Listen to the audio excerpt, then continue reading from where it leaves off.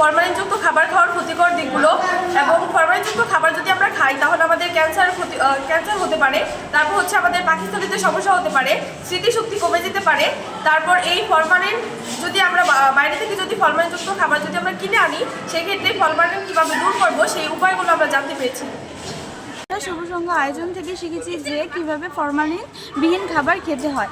আমাদের বাসায় কোনো মেহমান আসলে বা আমরা যখন কোনো ফল বাজার থেকে কিনে আনি, তখন হচ্ছে আমাদের বিভিন্ন ধরনের ফরমালিন থাকে যেগুলো আমাদের স্বাস্থ্যের জন্য অনেক ক্ষতিকর। এগুলো খেলে আমাদের শরীরে বিভিন্ন ধরনের ক্ষতি হতে পারে, যেমন ক্যান্সার হতে পারে, লাংসে পানি জমতে পারে ইত্যাদি বিভিন্ন ঝুঁকিপূর্ণ বা মৃত্যু স্বরূপ বিভিন্ন রোগ হতে পারে, যা আমাদের জন্য খুবই ক্ষতিকর, আমাদের স্বাস্থ্যের জন্য খুবই ক্ষতিকর। এর জন্য আমাদেরকে ফলগুলো থেকে ফরমালিন বিহীন করতে হবে। এর জন্য আমাদের পদ্মা সেতু, মেট্রো রেল এবং এলিভেটেড এক্সপ্রেসওয়ে নির্মাণের গর্বিত অংশীদার বসুন্ধরা সিমেন্ট। ফলকে পানিতে 1 ঘন্টা বা আধা ঘন্টা ভিজিয়ে রাখতে হবে বা লবণ পানি, এগুলো বসুন্ধরা শুভ সংঘের মাধ্যমে এগুলো শিখেছি।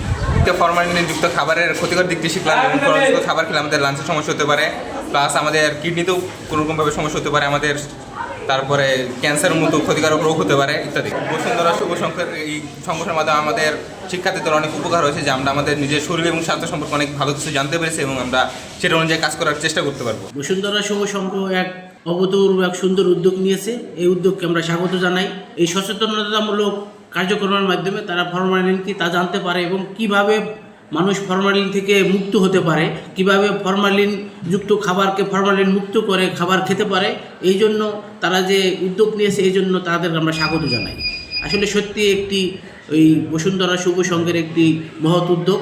এই উদ্যোগকে আমরা স্বাগত জানাই।